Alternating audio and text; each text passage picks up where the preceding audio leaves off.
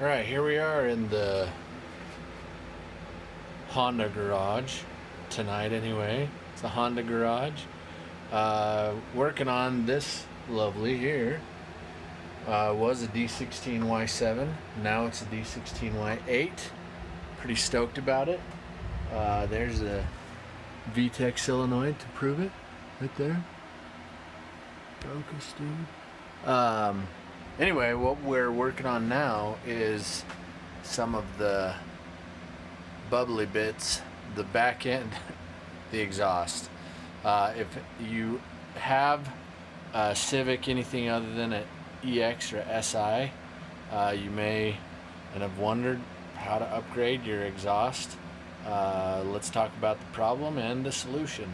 So here we go.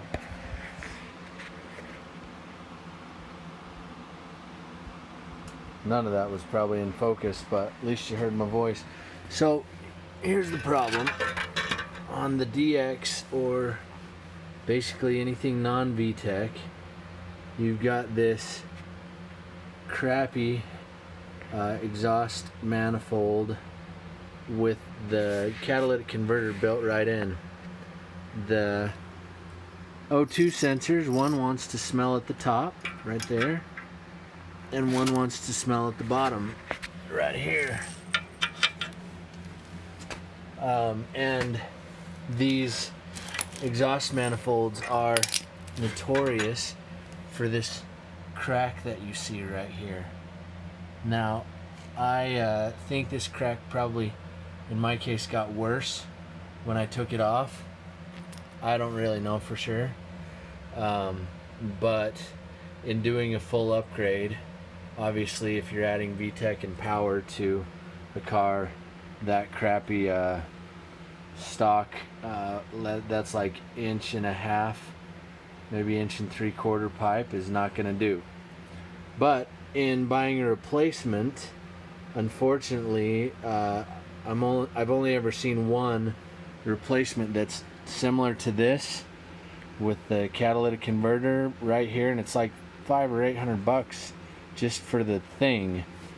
Whereas if you've spent any amount of time on eBay, of course, you have probably seen cheap full exhaust kits, and so this is kind of the way to make those work, but also you want to be legal, you want to pass emissions and stuff. So the one piece that's missing here, get my jack out of the way, is this. So this is the full eBay exhaust kit. Why does this thing have such autofocus problems? It bothers me. Maybe it'll be better now. So this is the full eBay exhaust kit. Oh, don't fall. That'll take the shine right out of it. Header, exhaust manifold, test pipe, middle pipe, and then fart can. And the fart can comes with a little silencer cup as well, which I have painted flat black anyway, so that if I use it, at least it won't be super obvious. So the problem with these is you can't, obviously there's no way to use those at stock length, no place to connect. So you can connect the top and O2 sensor right here into this bung. Then you've got another bung here, but there's no, obviously, catalytic conversion in here, and so you'll throw a engine check light unless you've got a tuner and can take it out. So then you've got this middle pipe, and you might think from the pictures, oh yeah, that's your high flow cat right there. Yeah, super high flow cat. Not really cat. So essentially what we're gonna do is we're going to end up cutting this up and putting a catalytic converter in it, and we're going to end up lengthening that so it still plugs into the same place and then is lengthened and protected and all that, so that it can plug into either this second bung or I guess now's the time to introduce you to the catalytic converter. Here she is. Another eBay special. I got a 2-pack because I think I'm gonna have another project that I need one on. I want to say it was about $75 for both of them, and this is gonna be a pretty, you can see through there, that little dot is through there, but it should work. Should be all right. And I'll either be able to use this bung or that bung. It shouldn't matter. So let's jump to it. We're gonna cut this and make it fit inside that, and we're gonna weld it up, try and make it look as decent as possible, and then I'll just leave you to understand that I'm gonna lengthen that. You can look at it here. What I'm gonna end up doing is just cutting all 4 of those wires and splicing in. I'll probably cut them here and splice in. I'm not sure if I want to take that apart or if I'll just cut it here and splice in again and just get the length that I need.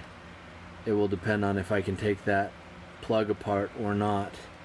And I'll need to add, I'm guessing, about 4 feet of length to it so I can get it actually back around the other side of the motor and back to this point.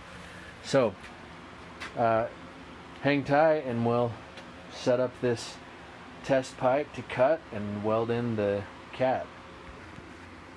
Alright, so in order to preserve the size of this section precisely, I mean, I suppose I could, use measuring tape or stuff, but instead I've just built this little jig out of wood. I bolted in both ends, and because this is slightly larger diameter, I've built it so that it will accommodate for that. So what I'm going to do is get the length on this and cut this accordingly with my chop saw here, and then cut out the middle section and weld it in, and we'll look at that. Hold on, let me turn on the dang light.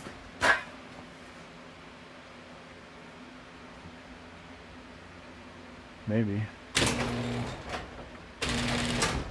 So one thing also, I thought these were the same, but in fact they are not. So the inside diameter of the cat is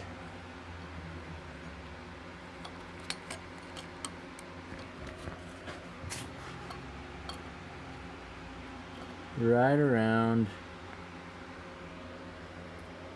call that 2.5 inches. The outside, which is, see, it's going to leave that much of a gap. So if we're going to get the right diameter for the cat, we're actually going to cut right about there, which is good, because then when we look at the overall length of the cat,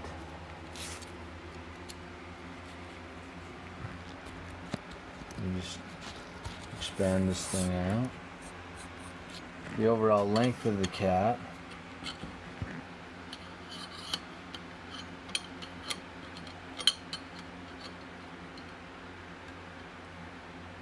we've got pretty much 11 inches even, but that don't really matter. When we match it up here, it comes like right to the welds. So if we cut just 1/8 of an inch on either side of the weld,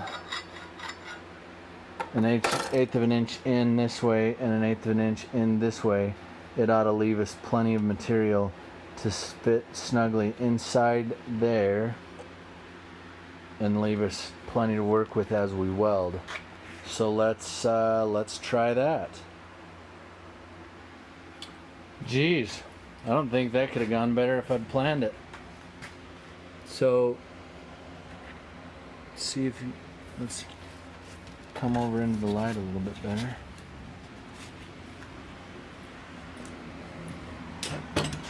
So that ought to weld right up just fine. And then looking at the other end, same thing. I mean, it fits in there pretty tight.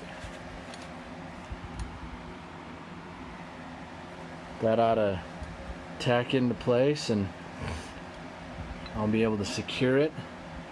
And what I've done with the bungs here is just kind of offset them from each other so that I've got more than one option.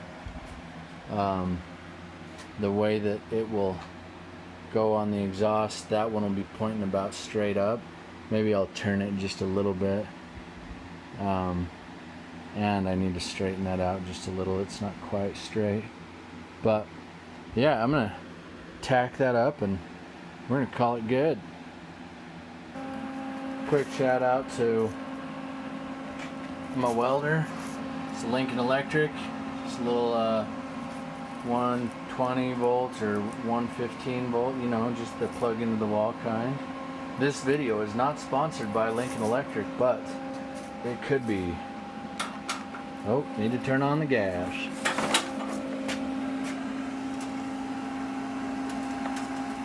Little argon cover gas. Help to minimize. It won't be as clean as a TIG weld, but since I don't have a TIG welder, it's going to be clean enough. Alright. Alright, we got her all tacked up in 3 locations. That one's kind of ugly, but it ought to flatten out. But if I can, it's a little bulgy. I turned my wire speed down just a little.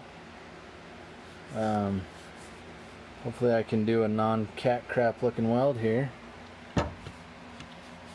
And we'll be good to go. Good to go.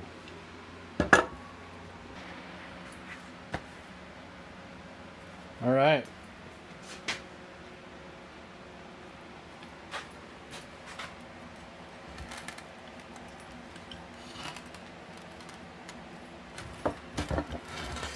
Not the best welds you've ever seen, but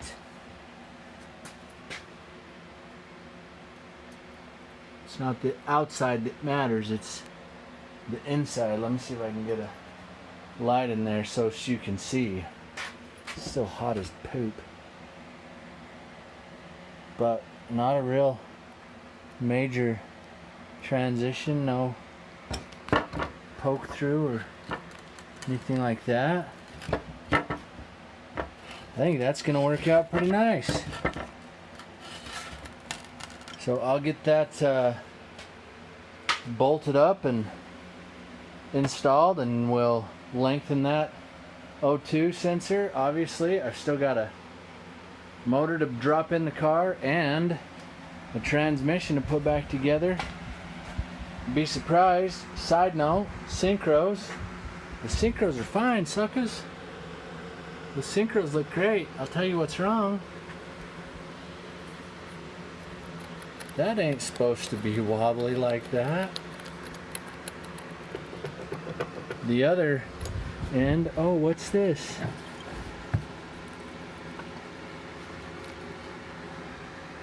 Where'd that come from? It's underneath there.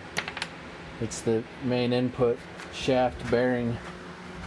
I'm basically, again, thanks to eBay, I got a kit on order that is all the 2 differential bearings, 1 main input shaft bearing, 2 on this end, countershaft bearing, actually both countershaft bearings, and that should make this transmission run like a champ. This is a tranny out of an EX. The freaking focus. I wouldn't watch my videos if I were me. This damn focus, I gotta figure this out. Yeah, that I was actually really nervous about taking apart, but I think it's gonna go back together just fine. Particularly because I don't have to take the stacks completely apart. I can just take the bearings off and replace them. Actually, I might have to take that one apart, but I'm not doing anything to the stacks as long as I can put them back together in the same order they came off, which I should be able to pull that off. This car's coming together.